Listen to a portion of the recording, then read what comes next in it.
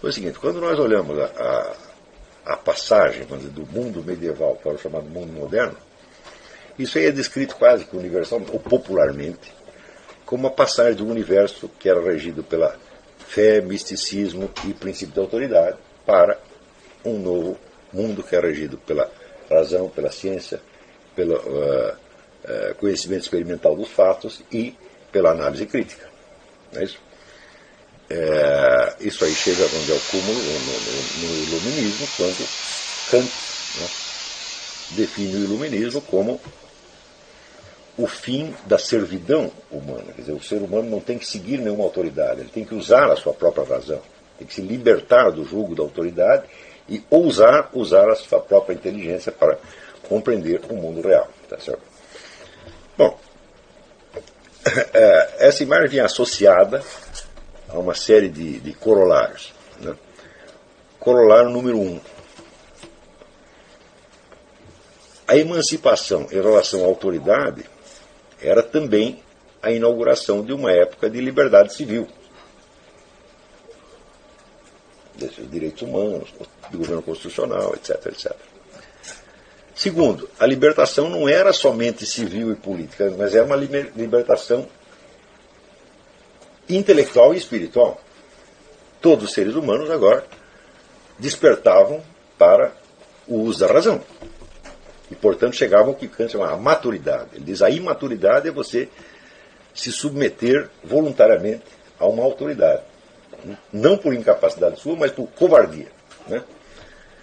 E, em terceiro lugar, esta emancipação não emanciparia só o homem civil, politicamente, ou intelectual, espiritualmente, mas libertaria o homem do jugo da própria natureza.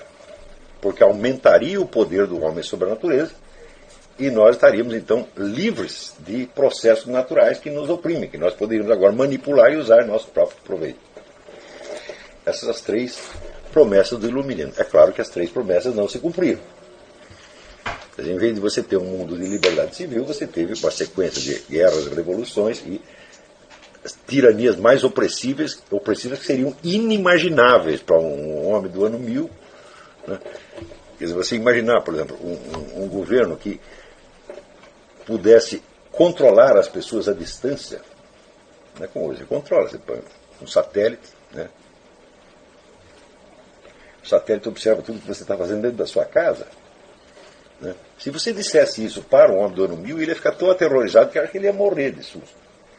Isso pareceria tão horrível que é impensável. Ainda se você dissesse até a um camarada do iluminismo, eu digo, olha meu filho, daqui 100 anos, tudo que você comprar e vender, o governo vai saber. Você não pode ter dinheiro guardado na sua casa. O burguês que fez a Revolução Iluminista ficaria horrorizado com isso. E, no entanto, isso aconteceu. Não é isso? Quanto ao famoso controle do ser humano sobre a natureza, digo isso, olha, o homem aumentou o seu poder sobre a natureza. Digo, mas espera, que homem, cara pálida? Né? Eu? Não, o que aumentou é o poder de uns homens sobre outros homens.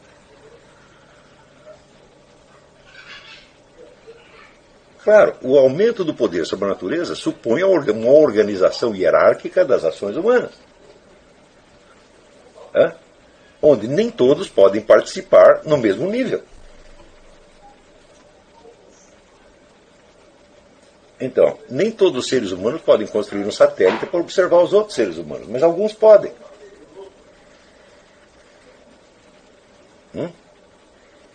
Então, aumentou o poder do homem sobre a natureza? Não, aumentou o poder de uns homens sobre outros. Eliminando, portanto, as duas promessas anteriores. A ideia de que havia um florescimento extraordinário da inteligência e da consciência humana, bom, visto do ponto de vista de hoje, essas massas totalmente estupidificadas, tá certo?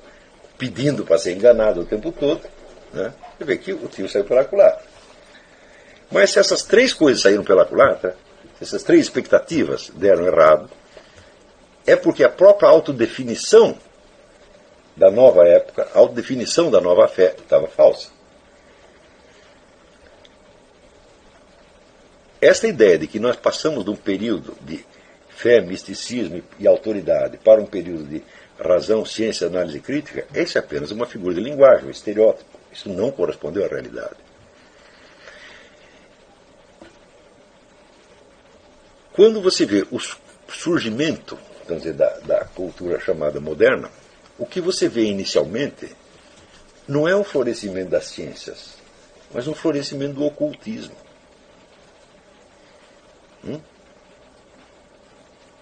Os séculos XVI e XVII são a época da astrologia e da alquimia.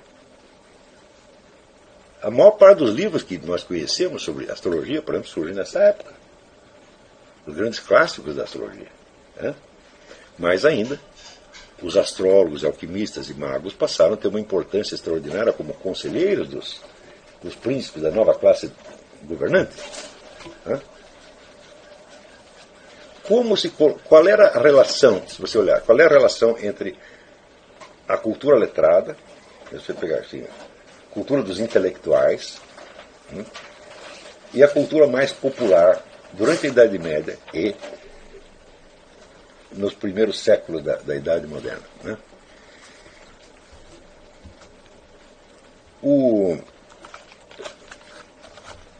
Se você lê o que os grandes filósofos escolásticos escreveram sobre os assuntos que mais tarde seriam chamados de ocultismo, como astrologia, alquimia, etc., etc., você vê que eles faziam um esforço miserável para inserir isso dentro do edifício racional de conhecimento. Separando, portanto, o que pudesse haver ali de mera, vamos dizer, resíduo tradicional, lendário, e folclórico, do que pudesse haver de conteúdo fático admissível, racionalmente admissível. Por exemplo, na Suma contra os Gentios, Santo Tomás de Aquino faz a sua famosa análise crítica da astrologia. E ele começa por dizer que tudo que se move na Terra é movido desde os astros. Porém, que os astros são corpos. E um corpo só pode mover outra coisa que é corpo. Então, ele diz que se existe alguma influência dos astros na conduta humana, não pode ser uma ação direta sobre a alma humana. Um astro não pode influenciar a alma humana. Mas pode, através da conformação do corpo, criar certas propensões e limitações. Então, ele diz como a maior parte das pessoas são, de fato, movidas por paixões corporais. Então, é possível que, dada uma certa configuração astral, você possa prever, grosso modo, a conduta do sujeito. Ele não teve tempo de prosseguir esse estudo. Mas o que ele colocou? Ele colocou os princípios de um teste científico da astrologia. Ele não diz nem que sim, nem que não. Ele articulou o problema cientificamente. Então,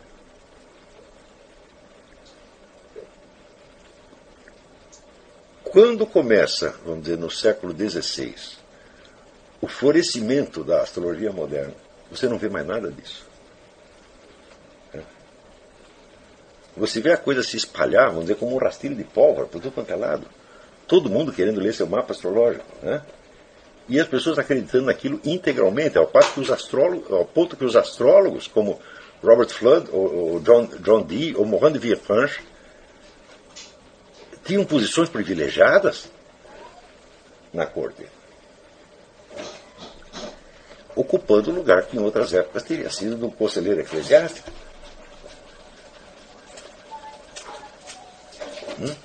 Mais ainda, a discussão sobre a astrologia assume imediatamente um tom, vamos dizer, polêmico, passional, onde tem o a favor e o contra.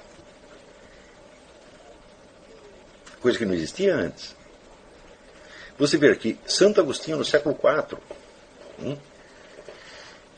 ele fala horrores dos astrólogos. Mas ele já antecipa a hipótese de Santo Tomás de Aquino. Ele diz, não é impossível que, a partir da determinação da forma corporal, os astros exerçam alguma influência na conduta humana.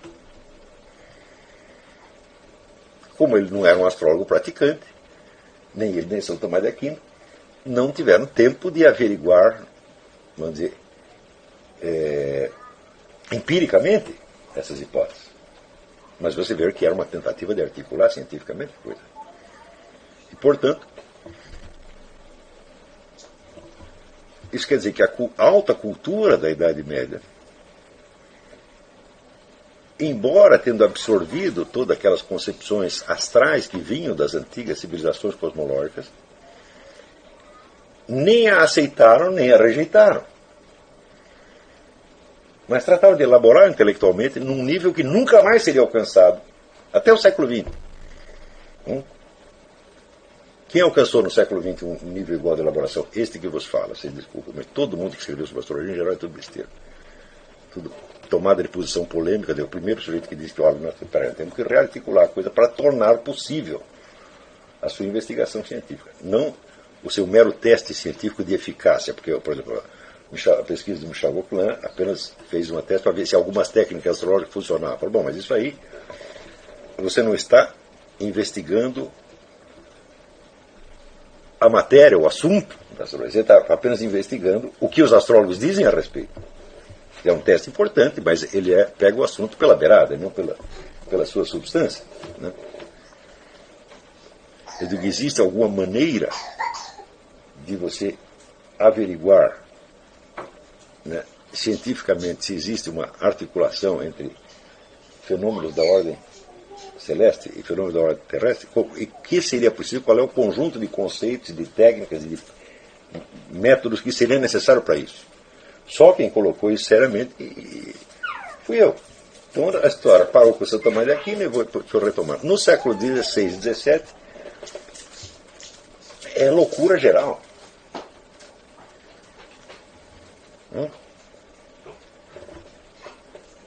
E essa loucura chega a um ponto tal que por volta de 1680 as universidades são obrigadas a parar com a bagunça. Então, o que elas fazem? Simultaneamente, a Sorbonne e a Universidade de Oxford excluem a astrologia do ensino e fazem declarações contra. Quer dizer, aí fica proibido.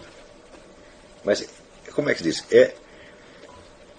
Quando você começa a delirar muito, tá entendendo? Às vezes tem que tomar uma atitude, como é que se diz, repressiva, para simplesmente devolver o camarada à realidade. Mas é claro que nisso aí existe uma perda formidável. Porque a partir daí, as atitudes com relação à astrologia se tornaram cada vez mais irracionais, extremadas e polêmicas. E nunca mais houve sossego para investigar a coisa com seriedade.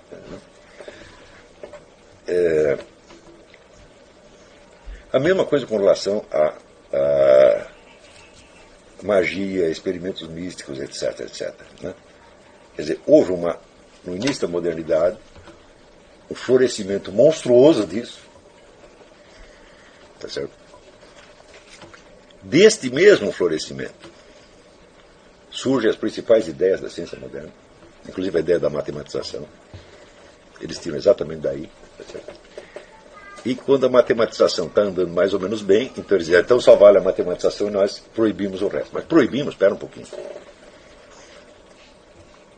Quando nós observamos todos os personagens que historicamente criaram as novas tendências políticas da modernidade, fizeram a Revolução Francesa, né?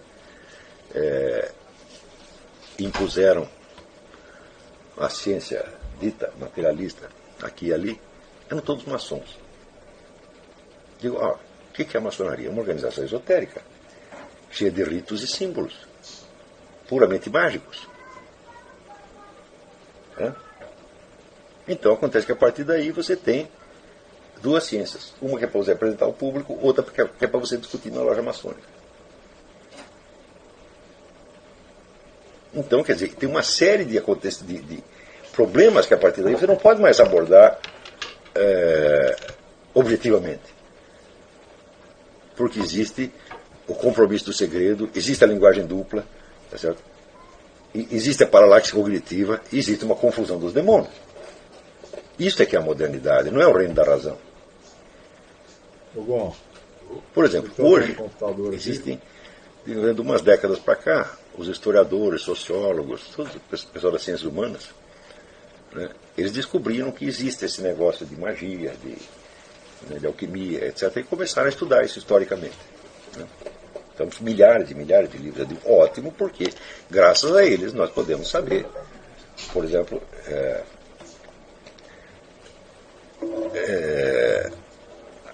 através da, por exemplo, Francis Yates, né, e outros estudiosos. Então nós sabemos a importância imensa que teve esse aporte maçônico na criação de todo o mundo moderno. Hoje em dia não dá para disfarçar mais. Então, quando começaram a publicar essas coisas, teve gente até que achou ruim, falou, não é para mexer nisso. Aí você vai entrar no irracional.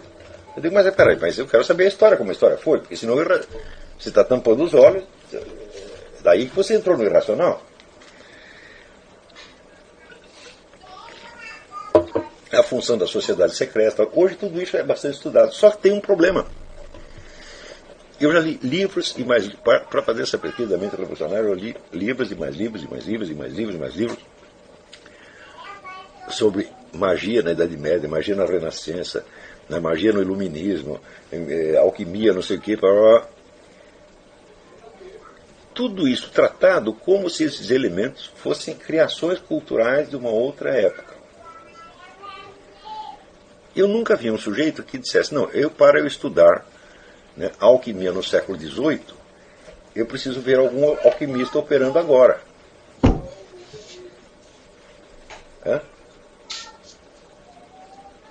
Ou para eu estudar a magia, eu preciso estudar algo desses fenômenos metapsíquicos e parapsicológicos. E, curioso, existe esse estudo também.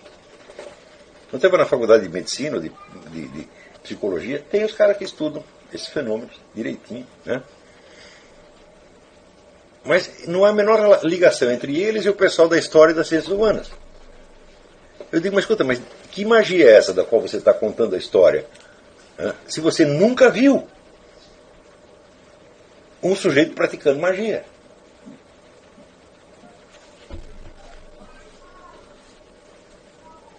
Por exemplo, as pessoas no século XVI acreditavam que acontecia isso assim, assim, assim. E você sabe se acontece ou não? Você testou? Você não é iluminista kantiano que tem que testar tudo? Ou seja, você cria também, na dimensão da história das ciências humanas, um mundo fictício. Quer dizer, você transforma tudo aquilo que se passou no passado em crenças. Coloca entre parênteses a relação entre essas crenças e a realidade concreta. Curioso, existem sentenças dos papas, várias, que dizem que a magia é eficaz. Ela é condenável, ela é errada, é pecaminosa, mas ela funciona. Não toda magia, evidentemente, tem um monte de charlatão também. Mas, se nenhuma operação mágica jamais funcionasse, a sobrevivência de civilizações inteiras, inclusive a civilização moderna da Renascença, seria inexplicável. Se todo mundo só acreditava em besteira, e se nós só passamos a descobrir a realidade agora, foi só a história, os historiadores do século XX que descobriram a verdade, falaram, pô, então é um descompasso muito grande, eles estavam todos fora da realidade, até que chegou você e descobriu, estudou a história, você descobriu tudo o que se passou. Isso é uma hipótese tão louca que não merece ser levada em consideração. Ora, eu desde o início que eu comecei a estudar essas coisas, eu sabia que precisava articular uma coisa com outra. Quer dizer, que se eu nunca vi, vamos dizer, um alquimista no laboratório fazendo as coisas dele, eu não sei como é que ele está fazendo lá, como é que eu vou estudar alquimia do século XVI?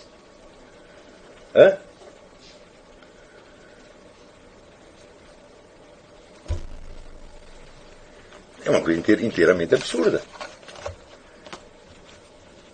Quer dizer, se você não tem nenhum conhecimento da matéria, você não pode ter conhecimento da sua história também. Você não pode entender a sua história. É a mesma coisa que eu querer estudar a história da criação de cachorro sem eu saber o que é um cachorro.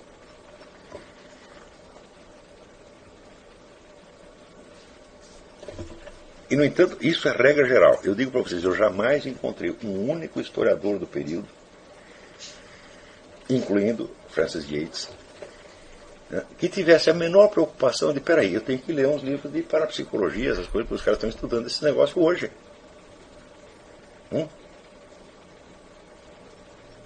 E muitas coisas que eu acredito que eram criações culturais e arbitrariedades da mente humana, às vezes não são.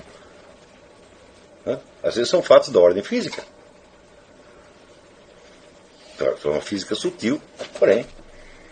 Por exemplo, o famoso experimento de Kervran. Eu já contei para vocês. Acho que eu já mencionei isso aqui. Um cientista chamado Kervran, que ele descobriu que em regiões onde não existe cálcio, os criadores de galinha têm um problema.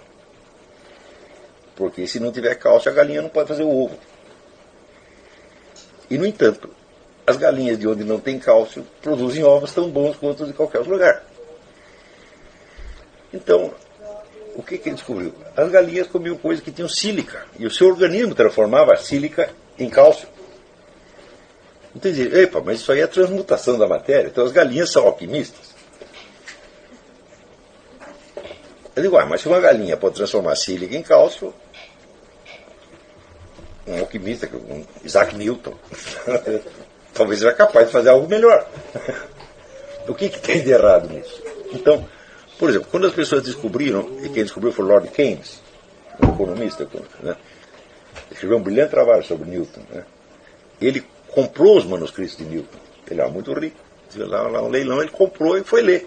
Na hora que ele foi ler, ele disse que, mas Isaac Newton praticamente só tratou de alquimia a vida inteira. Quando não estava tratando de alquimia, estava tratando de assuntos bíblicos. E quando não estava tratando de assuntos bíblicos, daí, nas horas vagas, ele criou lá a teoria da gravitação. Então, mas como é que... Daí todo mundo ficou escandalizado. Mas como uma inteligência como a de Newton se dedicou a isso? Eu falei, Newton se dedicou a isso porque ele percebeu que ali havia algum problema a ser estudado. E vocês não perceberam nem isto. Ora, como não perceberam nem isto, e como consideram que todo esse negócio do ocultismo, magia e tal, é o lado escandaloso, então o que eles têm que fazer? Eles têm que falsificar retroativamente a história da ciência moderna, e sumir com todos os elementos mágicos, que foram justamente os que inauguraram a grande mudança. Note bem, quando a autoridade da igreja, a autoridade intelectual da igreja começa a vacilar, quem é que entra no lugar? São os cientistas? Não, são os magos, alquimistas, astrólogos, macumbeiros, etc. São estes. Então, quer dizer, tudo isso serviu para minar a autoridade da igreja. Né? Depois de feito o serviço, bom, agora nós vamos varrer as poeiras para baixo do tapete, né? E nós vamos dizer que foi um negócio chamado ciência moderna. Mas acontece que vocês, praticantes da ciência moderna, vocês, no fundo, vocês estão todos maçons. Então, tudo que vocês estão negando em público, vocês chegam lá na loja e vocês fazem aqueles rituais que são astrológicos, alquímicos, místicos, etc, etc. Sabe quando eu comecei a pensar nisso? Um dia que eu fui falar com eu estava procurando apoio dos ex-alunos do Mário Ferreira dos Santos para ver se a gente fazia uma equipe para trabalhar os manuscritos dele. Porque no fim não fiz equipe nenhuma, estou trabalhando sozinho nisso até hoje. Tem gente que publica texto do Mário Ferreira, mas publica como está e não faz nenhum trabalho filológico em cima, o que é um crime. É um crime. Você reeditar os textos do Mário no estado em que estão é um crime. Né? Mas tem muita gente que ganha dinheiro com o crime. Né? Agora que eu já popularizei o Mário, vamos editar os livros do Mário, vamos editar. Então pega aqueles textos do jeito que está, então é uma verdadeira merda, um desastre editorial, fora do comum, e reedita, põe lá uma introdução, né? E diz que está fazendo alguma coisa. Mas eu inicialmente procurei o auxílio dos ex-alunos do Mário. Né? O sujeito mais dedicado que tinha, eu não podia contar com ele porque ele estava tentando sintetizar o Mário Ferreira dos Santos com o Wilhelm Reich. Então ele tinha criado uma sua confusão particular. Eu falei, bom, no fim, ele está interessado em Wilhelm Reich, não vai dar. Bom, eu falei com outro. Né? Assim, muitos empinavam o narizinho. Tem um sujeito até famoso, não vou dar nem o nome dele. Ele dizia assim, o Mário foi um bom intérprete de Nietzsche, né? É mesmo. Tal. Eu digo, mas meu filho, ele foi um bom intérprete de Nietzsche na juventude, antes dele se tornar o Mário Ferreira dos Santos. Quer dizer, o Mário que escreveu sobre o Nietzsche era criança. Quer dizer, o Mário teve o estalo dele aos 42 anos, e daí que ele virou o Mário Ferreira dos Santos. Quer dizer, você está falando de uma coisa que já passou, que não é o verdadeiro Mário Ferreira do qual eu estou falando, né? E por fim cheguei num, que era um sujeito importante em São Paulo, e também empinou o narizinho e falou, não, mas o Mário tinha aqueles negócios esotéricos, aquela coisa. Eu digo, mas peraí, pelo que eu saiba você é maçom, meu filho. Então, você é esotérico, porra. Você vai dizer que na maçonaria vocês ficam fazendo o quê? Estudando física?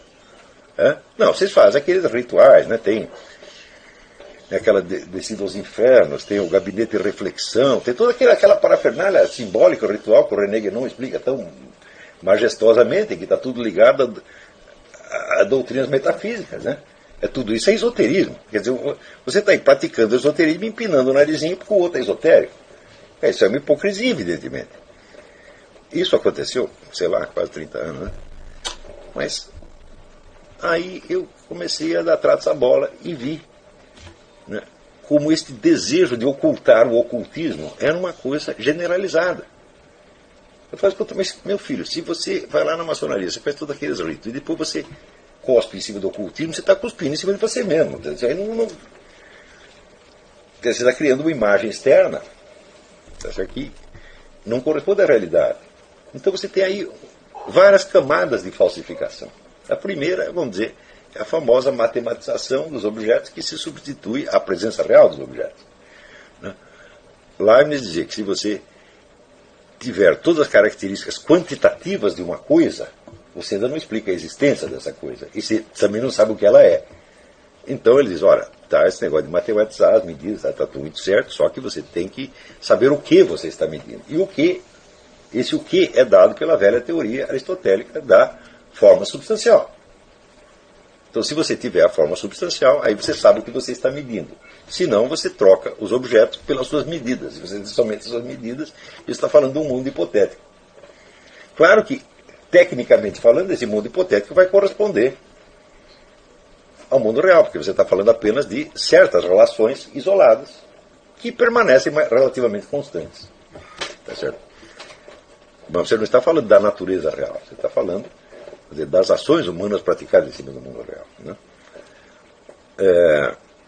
E você, na verdade, você não é que você... Hoje em dia se diz que a ciência gerou a moderna tecnologia. Eu falei, mentira, a tecnologia é que impera sobre a ciência. Ela manda na ciência, faz o que quiser. Tá certo?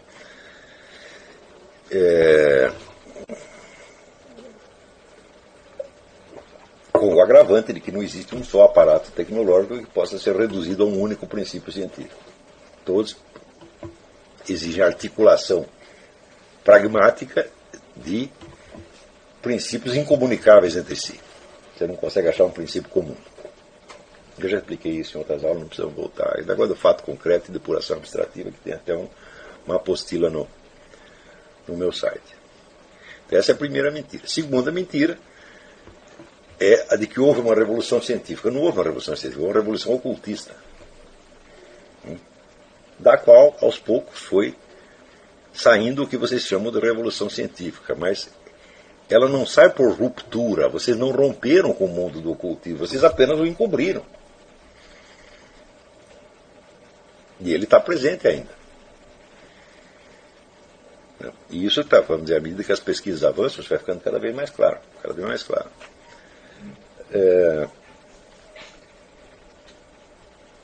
Então, em terceiro, você tem vamos dizer, a falsificação da própria história da ciência. Então, mas onde é que você pretende chegar com tudo isso? Em parte, você tem o fenômeno da paralaxe cognitiva, o fenômeno vamos dizer, da proliferação de falsas autobiografias, como a do René Descartes, ou ou Michel de Montaigne e outros tantos, né? Você tem, justamente nesta época, surge a concepção do mundo como teatro. Onde até, vamos dizer, Descartes, quando ele escreve a parte científica da sua obra, ele faz como se fosse um teatro, uma obra de ficção. Quer dizer, começa a haver, vamos dizer, uma mescla de ficção e realidade, e uma mescla indistinta do que era a cultura popular na Idade Média com o que era a cultura letrada, né? Que de repente fica quase impossível você contar a história. Então, o famoso iluminismo, né, na verdade, foi um obscurantismo. Encobriu tudo para que a gente não entendesse nada. E essa é a situação no qual nós estamos.